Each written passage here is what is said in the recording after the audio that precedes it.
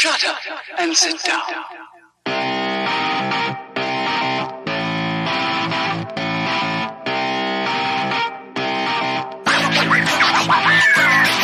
What's up, everybody? Welcome back to Third Shift. This is episode 216. I, of course, am your host. Yes, I get to say it again for the first time in 2 weeks. The greatest man who's ever lived, your funky leader. It's me, it's Matt. With me, as always, it's my buddy, the Beastmaster of Third Shift. He doesn't get the this, the that, the this. You just have to be a faithful listener to understand why he's the Beastmaster of Third Shift. And he's there. He's my buddy Eric, and that's what he is. And I'm going to ask him. There he is. Look at He's so happy. He's putting on a St. Patrick's voice, even though it's not St. Patty's Day. And I'm going to start the show, like I always do, by asking my buddy Eric, dude, sir, how was your week this week? Let me tell ya, I was going for the spooky old leprechaun, not the happy leprechaun. You know, like the one who steals your gold and your soul at the same time. The sixth version, he goes back to the hood and then Leprechaun in the Hood. Leprechaun in the Hood. Oh, let's not remember any of those. Let's just remember the first one. You know, that's all we need to do. Let me tell you. So, hey, how my week's been? Well, you know, I had a 3-day weekend. I had taken the Monday off. I said, I'm going over to Candyland. If y'all don't know, it's a place in work that's all magical and everything, but you can't take any vacation when you're in Candyland because COVID has destroyed the world. So, I took a day off. I said, bam, 3-day weekend. And it was great. It was wonderful. You know, it's crazy how you get to Sunday and, you know, you always get that dread. You know it's going to be Monday. So your Sunday's kind of ruined pretty much after like 12 or 1. Oh, yeah. When you got Monday off, it's not ruined. Your Sunday is Sunday, and it's beautiful and it's wonderful. It's a magical feeling. It is. And I was going to say, but your Monday's ruined. But your Monday would have normally been ruined. It's just anyway. Ruined in a different way. Yeah. It's so flip-flopped. Yeah. It still feels better because it's better than the Monday you were going to have. Yeah. So instead of that pure disappointment, you're at least like, well, it could be worse. But for me, that Monday afternoon dread is worse than the Monday morning dread. Because for me, Monday morning dread is get up, shower, eat, drive, and there it is. Versus you wake up, and when you got that afternoon dread, it's just this little ape just hanging over your shoulder, breathing on you, drooling. He's coming to do it. It's work tomorrow. God damn it. I don't know. Maybe that's just me. Want to go. I think that's just you because I feel lighter. I feel like that monkey is like lightly spritzing the back of my neck instead of like slobbering on my neck. He's got a little squirt bottle. Hey, man, how's that feel? Hey, that's cool, right? You're going to go to work, man, but that's okay. Don't even worry about it. And he pets my little bald head a little bit, you know, and everything's fine. It's great. So, yeah, had a good weekend, had some fun. I've told you guys for 3 weeks running, I haven't really played a ton of games. And, well, that's kind of ended, but kind of not. Like, I feel like it's hard to explain because my whole world's shifted. I go to bed at like 8, I wake up at like 3 in the morning. And I feel like I get the same amount of game time, but sometimes I don't because I get tired in the morning. So like 5:30, I'll go back to sleep for like 40 minutes and then wake back up. So it's like really weird what's going on in my life right now. But I did play a whole bunch of 13 Sentinels. I am almost there. I've got like 3 or 4 more battles with the destruction side. I've got everybody up to about 80% or so in their storyline. So I feel like 2 to 3 more sessions and this game's going to be wrapped up. And it's incredible. I've told you and I've gushed about it before and I can't talk about it at all because talking about it at all starts to spoil the story and spoil all the twists and all the turns and all the ridiculousness. So I'm not going to do that because I'm hoping someday Matt realizes it's amazing and plays it. But I will just say it is awesome, and it continues to keep on twisting and turning and putting everything together. And the pieces, you know, it's all coming together now. So everything's falling into place. I'm starting to understand exactly what's going on. And they're putting it together in such a way that the final pieces, the piece that really just gives you the picture, it's not there yet. But you got enough to where you're all like, yeah, but you're still like, but why? And I know, and it's going to click. I said it a few episodes ago. It's all going to go, and I'm going to go, God dang. And the bass is going to drop, and that dubstep's going to kick in. And I'm like, wow, mind blown. It's going to be great. It's coming. I can't wait. The characters are fascinating. They're freaking amazing. Having a ton of fun with it. So at 3:30 in the morning, you'll see me over there still playing that game with nobody else in the world up, with my friends list saying 0 friends online because it's 3:30 in the morning. What a weird world I live in. But hey, that's where I am. Now, I did also play some World of Warcraft. The Halloween event's kicking in, so I've been on there. I transferred over one of my top-end mages over to the realm we're going to be playing in. Got her going through the storylines again because I switched over to Alliance side from Horde, which is... it's confusing the hell out of me. Because, of course, on the Horde side, I played through the whole story, did all the stuff. I was max at level, just needed to clean up a couple things. But then I switched, and now it's like, hey, welcome to Battle for Azeroth. You've got to join the Alliance and fight over here. And I'm like, I already, what? I mean, it's a whole different story, obviously, because it's the Alliance side. But I'm like, I don't know. I'm just supposed to be getting my amulet finished up and then go fight N'Zoth, and that's it. Nope. Oh, you're Alliance. And now you got to start from this finishing line over here and take a boat over to the new land, adventure in the new world. I'm like... I don't want to do all this again. I didn't even know you could cross the streams now. That's pretty cool. Yeah. So you could actually play with your buddies who are on Alliance when you've always been Horde. That's neat, but it's weird that there's no other way to do it, I guess. Do the little bucks, and then you transform into a whole new character, and yep, you get to go play with all your friends who rode Alliance or did whatever, and away you go. So... I'm excited and I love it and I can't wait to get to the Shadowlands and do all the cool stuff, but I'm not excited about doing this whole story again. I wish they'd give you some kind of option that says, oh, we've seen that you've done the Horde side of the whole story. Do you want a recap for the Alliance? And then say yes. There you go. And then boom, it just skips me to the end of the Alliance story to where I should be and then move forward from there. But alas, it's not going to. So I'm just going to go mainline the story and get through it, and that way I'm ready for Shadowlands. So I won't keep talking about that. But last but not least, man, Ghost of Tsushima Legends popped up, everybody.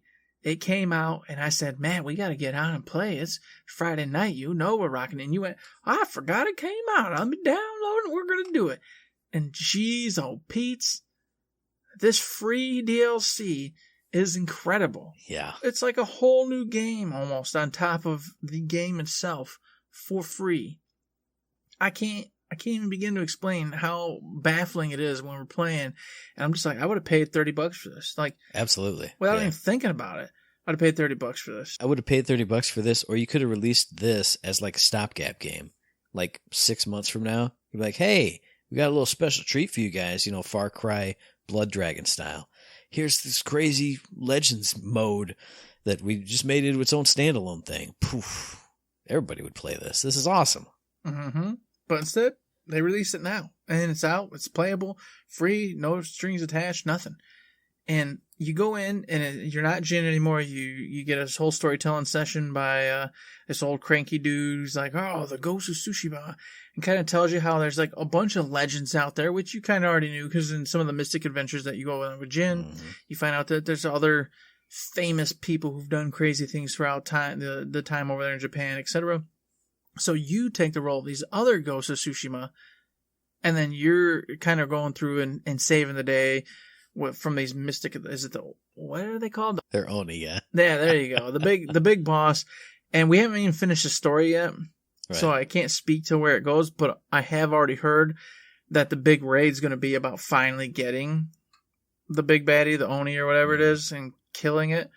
But up until then, the stories lead you on chase to chase and chase to chase, chasing it the whole way through. And then the raid's going to be finally going up against it, and then other storyline stuff, but whatever.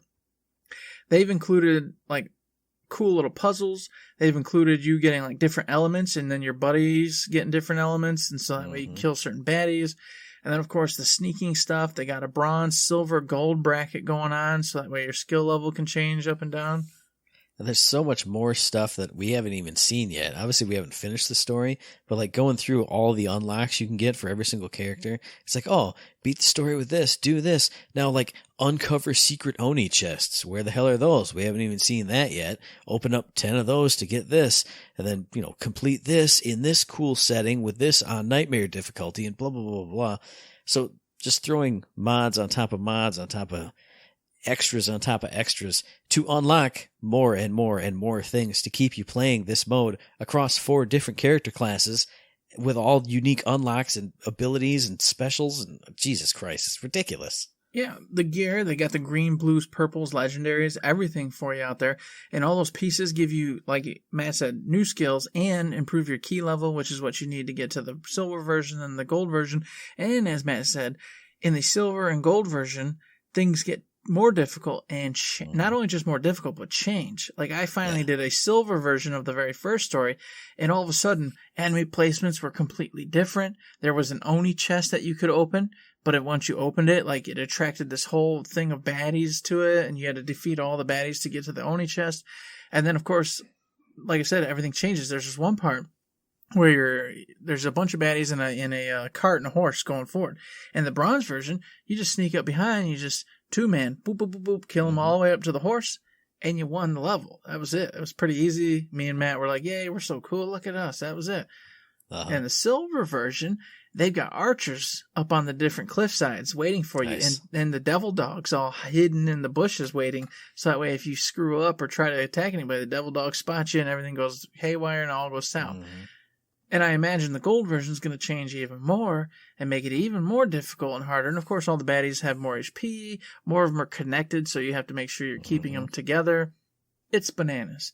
It is wonderful. It is challenging. It's difficult. If you want an easy time, just play the bronze. You're going to have a good time. Silver, obviously, is a challenge. And gold, I haven't even touched yet. I imagine it's going to be crazy hard. And you're going to have to be super focused, which, as long as you don't drink beers, that's a lot of fun. Drinking beers, that's going to be out of the question. That's one thing I'm actually terrified of, because when you go to the survival mode, which we haven't even talked about, which is a wave-based, horde-based mode type of thing, again, bronze, pretty easy. Silver adds a couple waves and a lot more modifiers to like the boss waves that are coming at you with Oni with crazy abilities. You know, you put them down and they put a blinding flash of light. Some have like poison poofs. And that first time through, we didn't know what any of those were or how they worked. So it's just a terrifying surprise every single time. And then you go up to gold mode on that, and the mission fails if you lose even one single player all the way through. So that's horrifying, but also you have that long bleed out time. So I guess it wouldn't be that hard, but there were all those times in the bronze modes and the couple silvers that I was in where I was in taking care of business. Somebody got a lucky shot, and all 3 of those idiot goons that I was pugging with were just all the way across the map. Hum-de-dum-dum-dum-dum, do it a jig or something. So yeah, I don't know. For a coordinated team, that sounds like awesome, ridiculous fun. And super tough and interesting and cool. I can't wait till we're good enough to do that. Yes, and of course, through it all, you're rewarded with great loot. It's always a surprise what you get, so it keeps you coming back because you're like, oh man, I really, really, really need a good longbow or whatever. So you keep going and going, hoping to get that perfect one that complements what you're trying to do, whether it be poisoned, that kind of thing, because they got different stats and upgrades depending on what you're trying to go for. They roll different. It's just cool. It's just so much fun. The katanas are my favorite thing, because you get a katana, you're like, sweet, I got a sword breaker katana, so I'm good against these sword dudes. And then you get a katana that's 10 times better, but it's only for brutes. And you're like, oh crap, I don't want to use this. But then it also, it has the chance to ignite enemies. So you're wailing around and then just people are bursting into flames. You get some katanas where it gives you more than one stance to switch to. Oh, so good. It's so much fun to see what your loot is and what its effects are. Because I've used so many ghost weapons that I don't even like the caltrops and stuff, because it has some cool bonus effect on the bottom that makes it all worth it. Oh, it's just ridiculous and good. I was just about to say, I don't even like caltrops that much, but I got caltrops that light people on fire. So I'm like, yes please. I'm going to throw all the caltrops down. Everyone's going to be on fire, staggering around, then I'm going to murder them. And we win. What a win. And of course, as Matt said, you got the 4 different classes, so you get to play samurai, ronin, hunter, or assassin. So you get your different playstyles. You can level them all up, get different gear for them. And a raid on top of it all is coming soon. So you got to get your key level up so you can go into this raid and get the ultimate gear and do the ultimate final story. Wow. What a day. What a game. What a DLC. I already had a great time platinum the main game. And then this is just like nothing but bonus fun. And I'm like, I'm all for it, man. That's a $60 well spent. There's nothing to say on that, except for what I've been doing this week. Oh my goodness. I've been playing Ghost of Tsushima, and I was going to be a good boy and not even do story without my buddy, but now, screw it. I'm just going to do silver stories and gold stories, and I'm going to find some guys to do the raid with. I didn't do any of the new stories. I only did the very first level story because specifically when individuals were on with me, they said, hey, let's get you wrapped up in story. And I said, no. I think I got to wait for my buddy Matt. I think we're doing that as a team. And he said, okay, well then let's just go get you a silver on the first one and see how you do. And that's what we did. Okay, so I'll go pug a silver on the first one. There you go. But I have been doing a couple survivals because it's the same thing, doing the survival silvers like we were doing.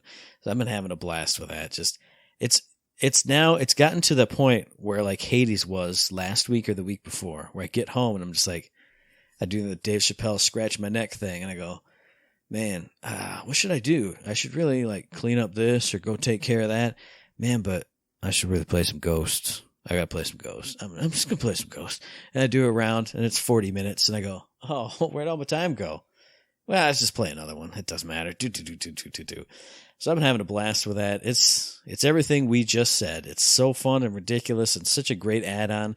I've unlocked my next class, and what I love is that most of your gear can carry over to that next class. So I'm getting a jump. I went from 1 key level up to like 30 some just because I packed my katanas and this and that on her. And that it's got a whole another skill tree and all the unlocks, all the cosmetics, everything to unlock with that character. And then I have 2 more on top of that. It's just, I can't get enough of it. And I mentioned it just a second ago. So I'll say I've also been playing Hades. Not quite as much like a fiend as I was, but I did get my first escape on Saturday night. And it felt great and it felt good. And it felt like really easy. And I used my least favorite weapon. And I got to that final boss. And I was like, I don't know if I can do this. And I smoked him. I destroyed him. I went, where has this been all my life? Woo! And then just like we said, I got past that and some story happened. And there were more pieces that were slotted into place on this side. And I was like, but I thought I already had some pieces on this side. I thought this was going to mesh them together. But now there's so many more questions. And I'm like, but I have questions from going out there to bring back here, and I'm not getting the answers, and I got to progress more and get out there more to make it all happen again. And then now it's dropping in modifiers, so each run you can make it harder for yourself, but get better bonuses each time. Oh, it's so good and so much fun. I just did another run. I only had an hour before the show, so it's like, well, I'll do a default run, just like every time. All the different combinations of boons and abilities and the weapon you take in and the version of the weapon that you take in and how that goes with or against the boons that you pick up because you're so used to picking up these, but they don't really work with the new style you're going with. Oh, it's so much fun, so ridiculous. I'm falling back in love with Hades again. I'm like the distracted boyfriend meme. I'm like, come on, Ghost, what's that? Hades, hey. Come on, Hades, what? Whoa, Ghost? Sweet. I like you both. Man. You both got different qualities. And then, of course, I've actually been getting back on stream with Yakuza 5 Remastered, having a blast with that, kicking people in the face and having a great time. Sub-Story Alley, I still don't think I finished it off, but then I found, some of these sub-stories are so long in this one. It's ridiculous, but I love it. Just having a blast with that. And, of course, Animal Crossing New Horizons. Been just redoing the whole island, having a great time with that. Nobody wants to hear about that. I've been talking about it since freaking March, but it's still a lot of fun. And I think that was my week. Those were all the games I played this week. Eric's got a game that's coming out for you. I'm telling you right now, Matt, you were supposed to tell us how spooky and how crazy your Animal Crossing is with the Halloween add-on and all the pumpkins and everything going on and the decorations you can get. Come on, man. You were supposed to lead me in. Okay, well, I will say... I'm not a Halloween person in real life. And when all the stuff came out, I was like, oh, that's kind of cool. But then I started actually putting the Halloween stuff around my island. I was like, well, I bought this, Halloween, like little lantern with a jack-o'-lantern hanging off the side of it. I bought that at the shop and I put it out and I was like, damn, that looks really good. All right, let me craft another one, put it over here. Let me craft another one, put it over there. Oh, I got like raggedy clothes and I bought like face makeup at the shop. So now I'm like a little zombie dude. When I get stung by a wasp, he's got like a swollen up eye. So it looks even more creepy and zombie-like. Oh man, so I'm putting Halloween stuff all over my island. It's dark and it's creepy. And if you like dark and creepy, you're gonna love this game. Let me tell you, Amnesia Rebirth, boys and girls. October 20th, it just went up. PlayStation 4 and PC. You can get it as we speak. Now, Amnesia goes back a long ways, alright? They've got several games in the Amnesia storyline. They got Soma, which was released a few years ago. All very spooky, all very scary. First person, psychological fear and terror and horror. Amnesia in particular actually is all based around you, first person, going into an area and you have to mitigate your fear levels by hiding from monsters, keeping lights on, that kind of thing. Rebirth is no different. In this one, you are Tassie, a woman with her significant other. They're on this plane, they crash. All of a sudden, you wake back up, you're on the plane, everybody else is gone. Your memories are completely wiped. Stuff starts happening. You're like, oh my God, you had a child together, and then you have to piece together what happened, what's going on. So you venture out in the desert. You start finding these caves, and you go into these dark, dark caves, and then spooky stuff starts happening. Creatures, psychological, weird, crazy events start taking place. You get light. No, at the very beginning you get matches. All right, so you got to light these torches and try to keep the lights on. But when you go in the dark, you start having hallucinations. You start seeing tears in the darkness. Your fear levels start going up, and you go crazy. And then you discover like these doorways that allow you to go in like these portals, these little shifts in time while you're in these caves. And then they start kind of backtracking and filling in the gaps. And so your memories start coming back. You start seeing parts of things, what happened. You start to learn all sorts of crazy stuff that you didn't know. And it all slowly pieces together. And along the way, like they show you this weird kind of like old school ancient religious thing going on in these caves where there's like these weird mumbo jumbo idols and things going on, and then it ties it into what's going on with you and these monsters that start to appear, and you can't tell if it's real, if it's psychological, or what's going on. But that's part of Amnesia. You know, it's always been kind of there. Is this person insane? Is there really creatures in the dark? What's going on? It's terrifying, it's scary, it's dark, it's miserable. You're trying to keep the lights on, and you're trying to figure out what the hell happened to you, your hubby, and all the crew that was on that plane. And as you go along in this first-person little story, you're going to see all that, you're going to experience all that, and you're going to get all sorts of jump scares and everything else. It's perfect for Halloween.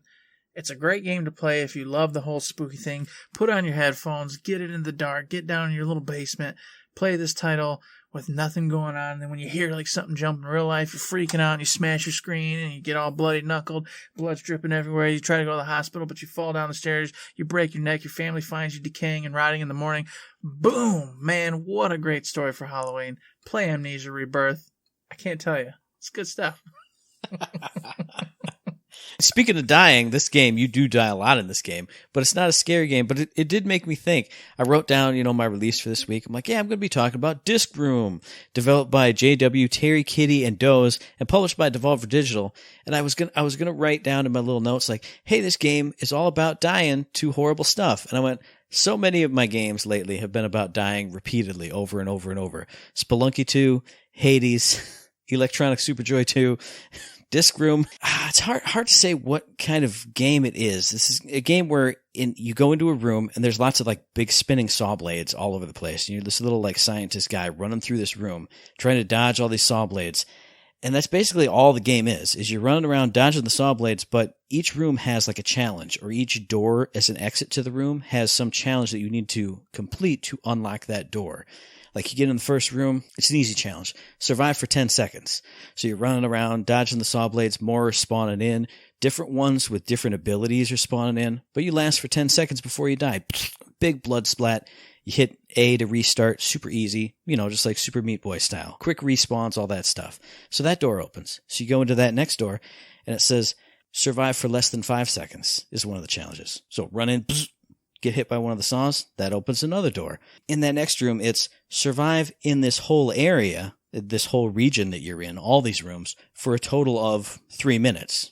Okay, so I got to go back to one of the previous doors and find one of the side doors in there to complete another cool challenge. It sounds like a difficult game, but this is a game that rewards you I mean, it's a game all about getting killed by these blades, but it rewards you for doing so, because there are challenges where you have to survive for a long time, but then there's ones where it's like get killed by all the blades in this region.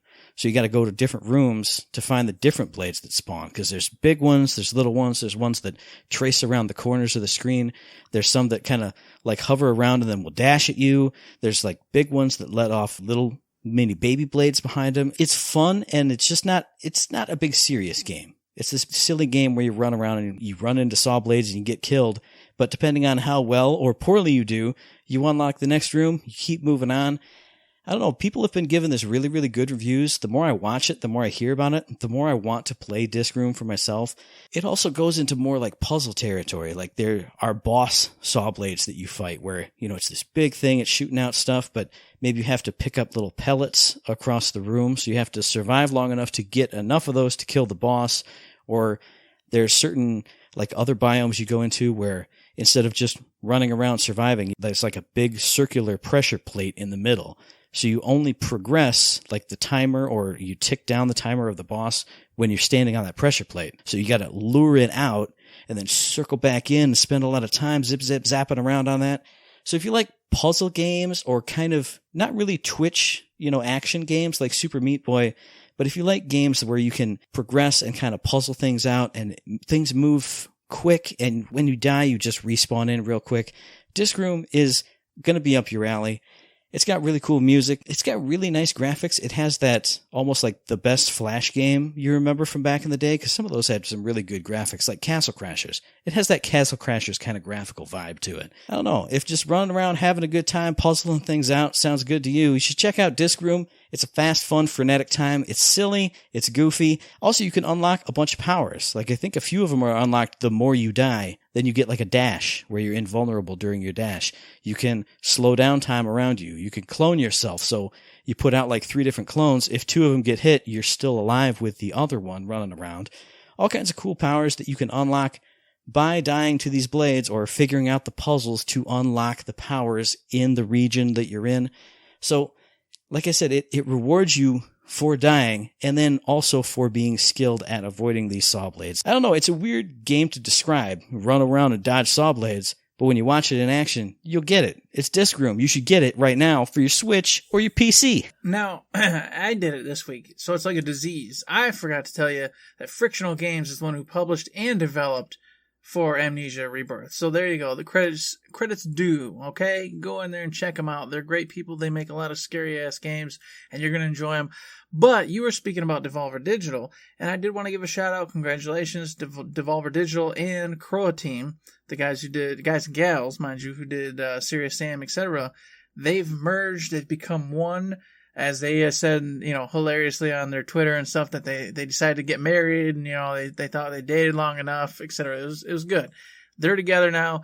So, you know what? Good on those guys and gals for making moves, doing what they got to do, getting bigger, getting better. Devolver and them, they've all been putting out great stuff. So yeah, definitely agree. It was a nice, cool surprise to wake up to on the Twitter machine a day or two ago. It's like, hey, wait, I know Crow Team from something. Hey, awesome. Congratulations on your wedding, Crow Team and Devolver Digital. And congratulations to any of you out there who are still playing Borderlands the pre-sequel. Because we got shift codes for golden keys in that fantastic game that every time we mention it, I think, man, play. Gosh, I never even maxed out Wilhelm, dude. I know, we just got to finish. We got to finish. I need to get Athena the rest of the way up there. So hit up the Twitter, the Reddit, the forums, the Instagram. Hit up your preferred shift code provider and get yourself some of those keys for some awesome loot in a fantastic game. And while you're out there fishing around, finding Third Shift's site to get your keys and doing all the things you need to be doing, I need you guys to also shift over and go to My Name is Bife, because you're going to go, well, who the hell is that? And I'm going to say, if you don't know who that is, he's an individual whom I learned about through the Destiny community. He started doing lore stuff like crazy on the Destiny, game 1, and then, of course, Destiny 2, putting it together, piecing together in cool podcast format, video format, etc. So you could listen in, learn about all the lore, all the story for that wonderful game. Now, I, out of the blue, had no idea. It was just weird. He came out and said, hey, I can't wait to bring you guys this. He's teamed up with Godfall. All right, Gearbox official, everybody else at Counterplay, And now he's going to be doing a whole big lore segment on Godfall. And I'm super stoked because if you don't know, My Name is Bife does a immaculate, fantastic job of taking lore, putting it together, and then giving you this beautiful storyline that anybody can follow and figure out and give you what you need to know all about that story and what's going on. And he's about to do it now with Godfall, which we've already talked about. We're super stoked to play and want to play, can't wait to play. And we're about to just get this crazy cool video with, as he also said, all new gameplay, etc. in there, and, you know, cutscenes and stuff that you've never seen before. So you're getting it all. I don't know when it's coming. They didn't say, but they said it's coming, and they're all super excited, and I'm super excited. I don't know when it's coming. Oh my God, I imagine it's going to be in the next week because the game comes out in 2 weeks, so who's out, who's A? We'll see. But I want to let everybody out there know to be keeping an eye out for it. Yeah, I had no idea who My Name is Bife is, but your discussion of all the cool stuff we're going to be getting, when all the lore and behind the scenes and new gameplay stuff, that's got me. I'm scratching my neck again. I'm being Dave Chappelle. Hey, y'all got any more of that Godfall videos? Oh man. Mm-hmm. But if you're itching for some more Godfall, God damn, that was good. Good job, B. You should also check out this enormous, very long, or at least it was very long when I was trying to read it earlier today, article from IGN with the people from Counterplay Games talking all about Godfall and all kinds of things. Customization, their loot theories, the skill trees, how that's going to progress. We actually get our first look, that I've seen anyway, at the skill tree, or the skill, like big skill rectangle, I guess. The grid master? Yeah. The grid, yeah. So many different topics in this. One of the things I wanted to pull out of there was I really loved getting to see that skill tree because they have a little photo album in there of many different pages of the skill tree and like the different levels that each skill could progress through. That made me so happy when I was flipping through. And I was like, man, this is so cool and so cool. And then I found the one for the siphon skill tree where it's like, oh, you know, you're siphoning damage off of an enemy. And the first level, it's like, oh, 10% siphon damage. And then the second one was like, hey, if you kill an enemy with your siphon damage, you spawn a copy of that enemy that will fight with you for a while. And I went, what, huh? And then like third level was like 20% siphon damage. And then the fourth level was another add-on to after you kill an enemy with your siphon damage. Not only do you get this pet, but then it buffs you up or whatever it was. I got so excited, I jumped out of my chair and I threw my phone and then I had to reboot it because I lost all the data that I had. And of course, while you're doing that and going, siphon's so cool, I was like, right smack dab in the middle, man. Archon Fury, increasing the Archon duration, increasing the Archon charge speeds, increasing this, increasing Archon this, increasing Archon that. And I went, oh yeah, when I can just be a god forever and never have to stop, that's what I'm talking about. So yeah, like you, I was super happy to see this, and I loved how they went through all the different pictures of the ones I got to see, and then you can look over and check out all the different levels to it. And then they were like, hey, you're just going to start in a corner and then you're just going to build the way you want to build. And if you don't like what you're doing, you can always reset it and go a different way. If it ain't accommodating the build you're going for or whatever, you can do that. So I love that. And upon that, with all their other systems, they're trying to make sure you understand that there are so many ways to just tweak and finesse your character into what you want it to be and how you want it to act. That's just insane. Speaking on those tweaks and making things be just the way you want to be, one other piece that I wanted to pull out, they were talking about how you can level up and then upgrade your weapons. I think they had different names for it in the game, like enchant and then enhance or something like that. But they were saying you can take just a weapon that you found that you really like, and they have a system to level it up. So now it's a level 10 gauntlet of Shazadum or whatever. But then you can also upgrade its rarity. So if you find some weapon you really like or something you think looks really badass, but it's only a level 1 thing, you can make it badass. You can make it a legendary. Yeah. If you like the way this sword looks, you can upgrade it and enhance it and make it the badass sword that you want it to be. God, I love stuff like that. It's not just transmog, but you can take your thing and you can have a story that goes with it. I got this thing down when we were in the Waterlands, and it carried with me all the way through to the end. This is my damn sword. That's the difference. Exactly. That's the difference. It's like, I love transmog. I love the fact that you can take some base weapon you thought was really cool, basic broadsword, and then just transmog it onto your legendary, and boom, you got a broadsword. But this is one step even better, because like you said, now you can be like, oh, remember when we played that night, we were so drunk, and I was over there with the stick of Mojada, being an idiot, and just whacking, and we made it a joke at the time, but then I said, no, this stick leveled up, and it became a blue. and then became a purple, and then a legendary. And now I'm in endgame with the Stick of Mahada. Legendary, going to town. And it's got a whole backstory to it and how we defeated this boss or that boss using sticks, green level sticks. And now they're legendaries. That kind of thing is awesome. And I appreciate it.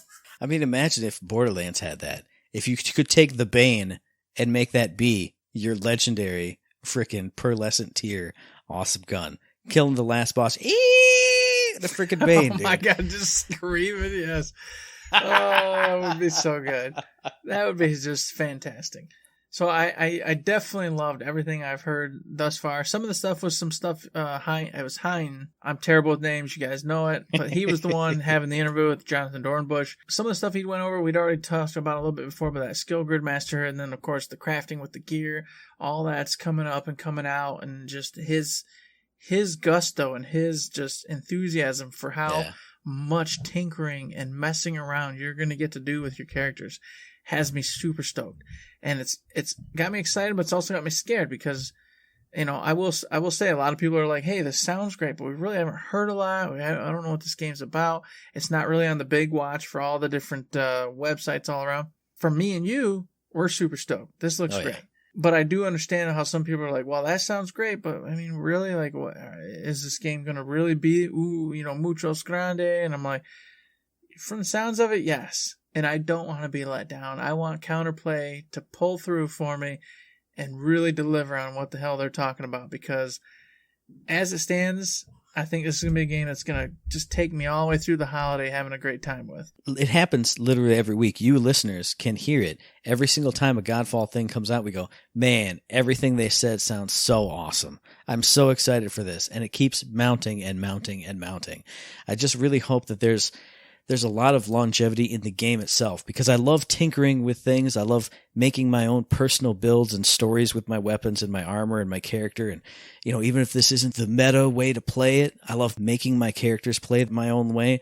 So if there's a lot of length to the story and lots of repeatable missions that you and I can go do that's that fun, and I can be doing that the whole time, this is going to be like the perfect holiday game, like you said. Just blast away all that winter depression and all the COVIDness. Get out of here. I'm going to be playing Godfall with my buddy. That's right. That's what I'm talking about. Holiday depression doesn't exist because we got Godfall.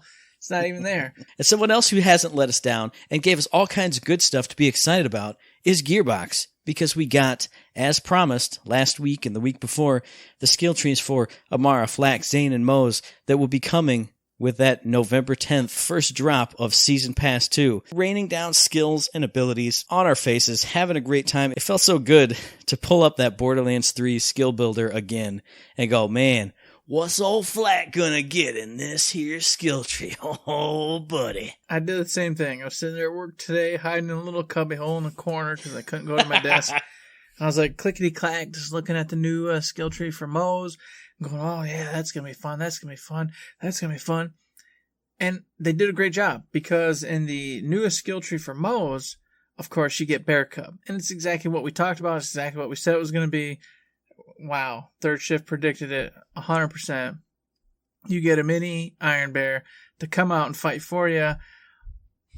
And that's how you do it. Now, this mini Iron Bear gets like all your cool guns, all the cool things to go with. So whatever you pick, if you pick like the Salamander or the minigun, it's going to have that. And it's going to be out there rocking and rolling. You can get different skill sets and give it like a Vladoff Incinerary because it's all about Incinerary for Moze anyway. And I loved it. I loved going in there and picking it. And the reason I said they did a good job is because every skill they had, except for basically one, I went, oh, I'm going to want points in that. Oh, I'm going to want points in that. Yeah, I'm going to want points in that. So I went through there and everything but the extra speed, basically, I was like, yeah, I'm going to want some points in this.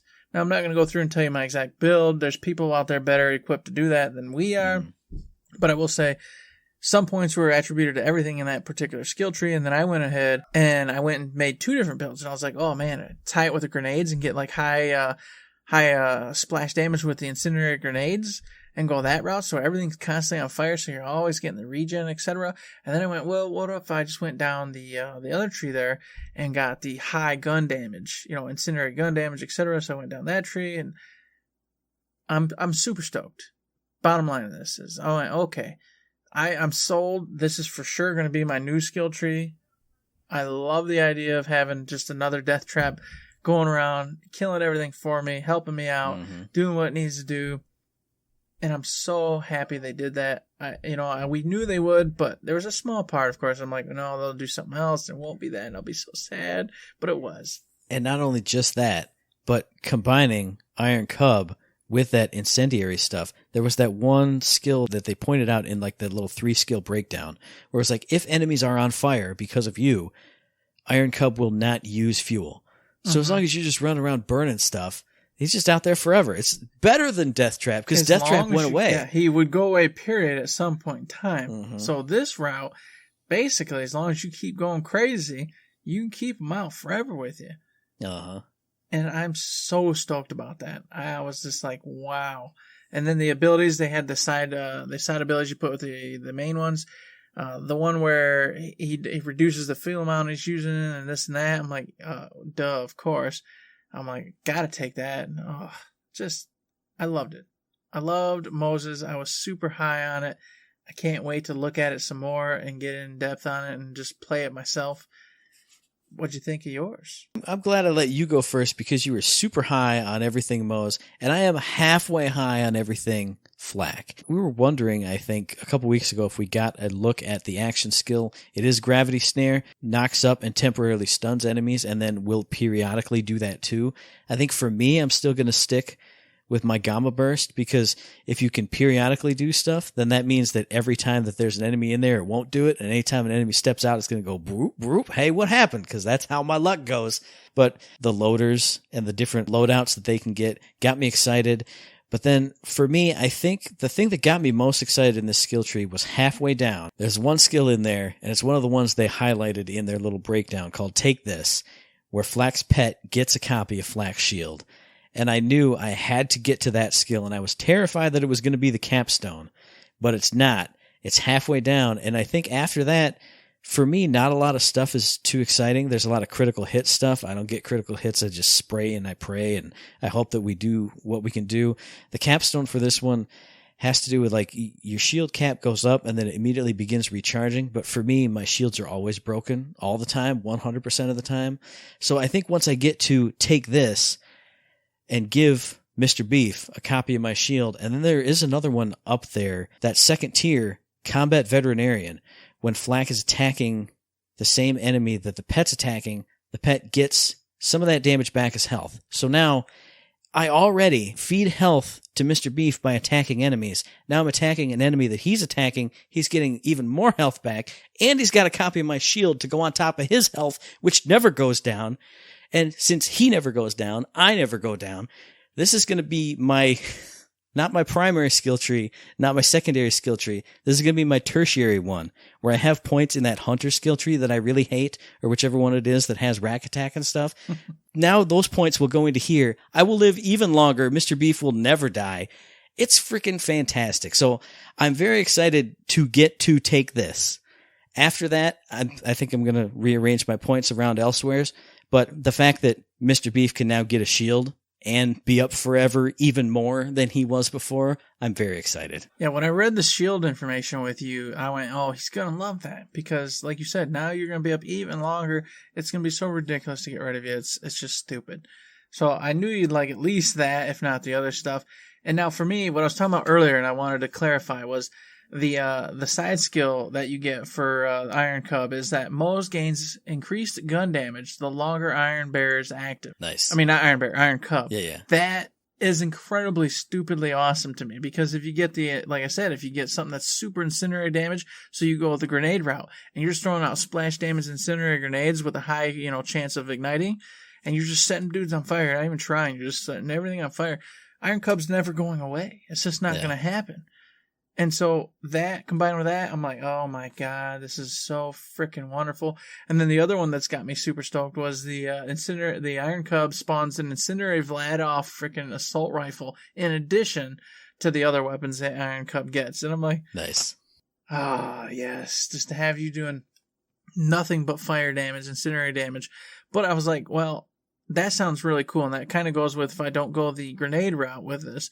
But I'm like, well, if I go the grenade route with this and keep him up regardless, and then on top of it give him Salamander, which does incendiary damage anyway, so he's out there pulling out the Salamander with the increased damage and going nuts. It's just so much fun. And I understand, obviously, incendiary doesn't work on everything, but that's when you just throw out a bunch of splash incendiary grenades, keep all the buffs going, switch over to your shock or whatever you need to get the shields down, etc., and then switch back to your incendiary damage weapons and keep going. I can't wait to play with it and experiment with it, so I'm so excited about the Mo's. And of course, like I said, I was taking a look at yours, and I was like, well, he's going to like the shield stuff, but yeah, I don't know about the other stuff. And then, of course, I was like, well, who do I play other than that? I play Zane.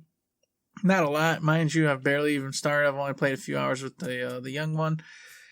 And I ain't going to lie, man.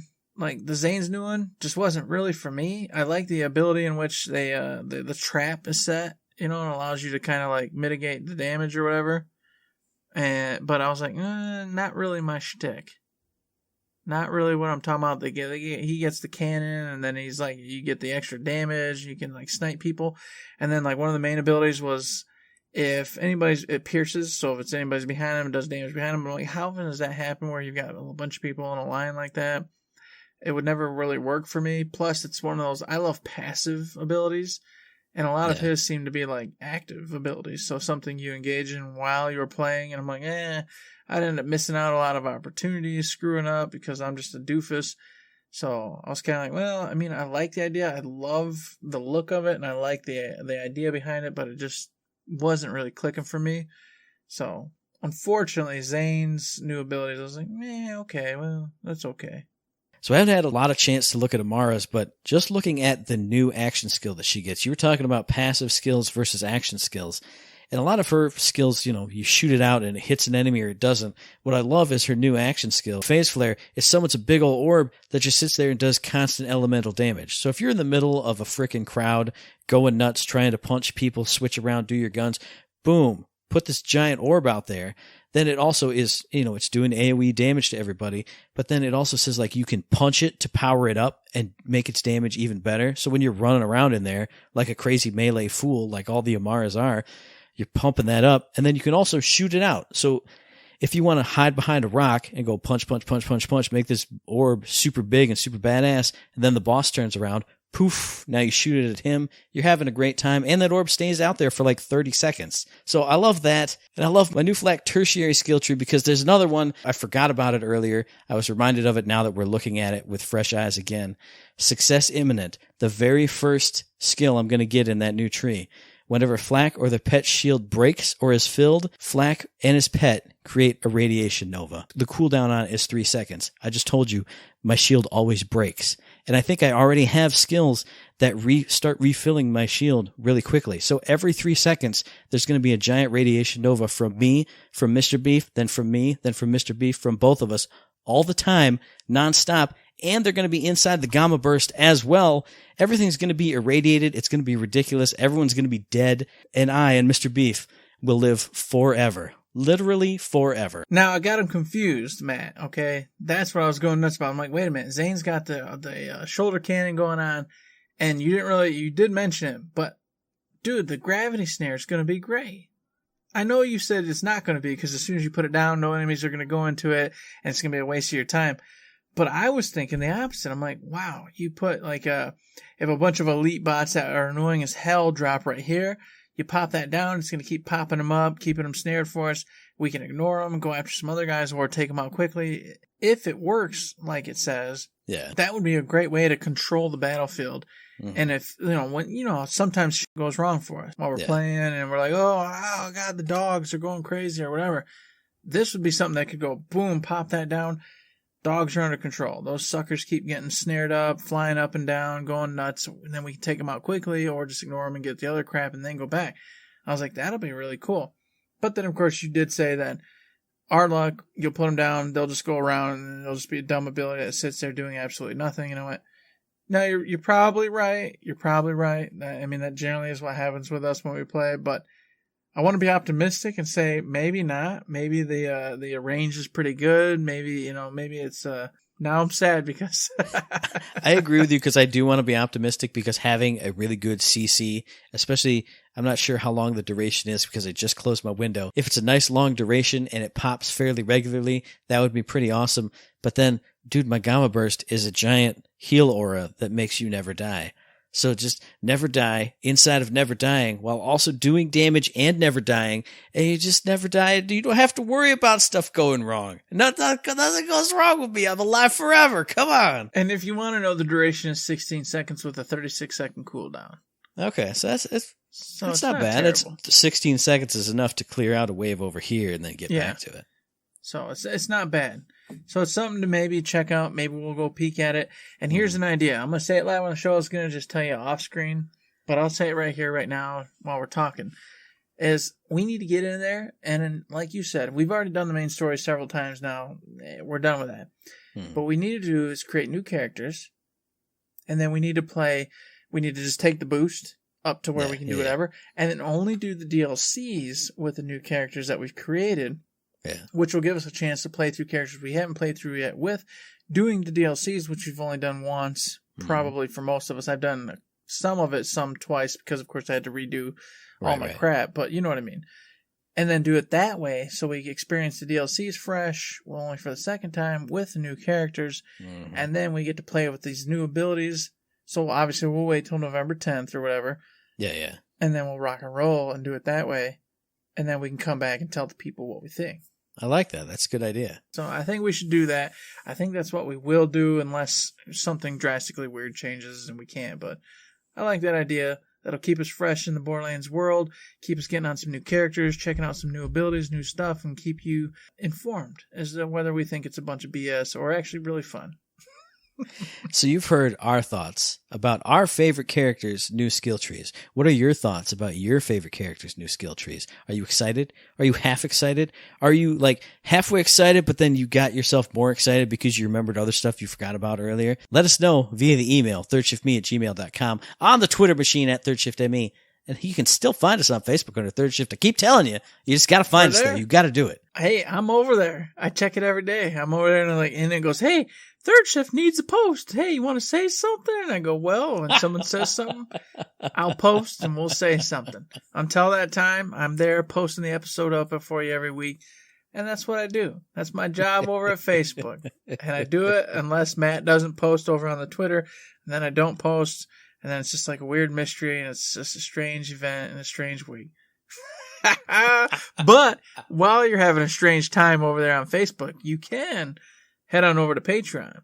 Because we are there 24/7, treating it like a little old tip jar. You like what you hear, like what we're doing, want to head over there, want to give us something, throw us $1, $2, $3, any kind of bucks. Helps us out, keeps the lights on, keeps us going. We totally, awesomely, really, really appreciate it. But hey, you know what? We totally understand if you can't do it. But I recommend you give us $1 million so that we open up the food line and do all the crazy things and do all the stuff with food in jars, babies in jars, which you probably soon, Matt, I just thought about this the other day. I said, people aren't even going to understand what this like babies in jars reference is even going to be. No, they don't. Because Death Stranding was a good game, but it didn't like transcend time. It was a great game, but people are going to forget it, yes. It's going to be forgotten. So like, they're not even going to understand. They're going to literally just go, babies in jars? What a bunch of psychopaths. They're going to do that. It's going to be weird. But we're going to do it regardless because we promised it with the $1 million thing. So it's a whole big rigmarole. Go listen to a bunch of past episodes. You'll understand it all. Any of the who's. If you'd like to give us $1 million, cool. If you can't, you can support us by giving us the likes on said Facebook.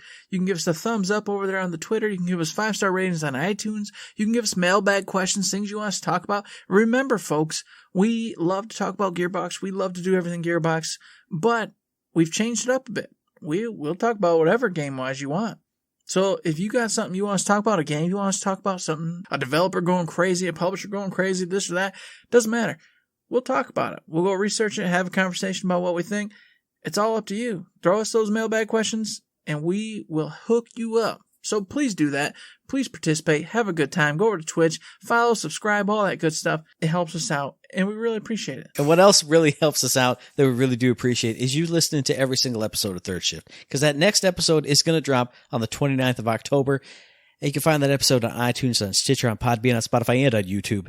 And as I always say, hey, if you like what we're doing and you'd like to help us out, please give us a like, a rating, a review, a comment, and a subscription any kind of good thing on any one of those good services, because it does help us out, and we really do appreciate it. He said it right, folks. We really do appreciate it, along with that 5-star review. Man, you had that voice. God, who does it remind me of? Oh, I can't even remember. Oh, next time, Gadgets. Next time. Dr. Claw. I am Dr. Claw. Next time, Gadgets. Next time. Meow. That was the cat. Remember the cat? You'd always pound the thing and the cat would go, well, hey, you can't top that at any point in the episode. So until next time, Gadget, there's nothing else to say but don't forget to say.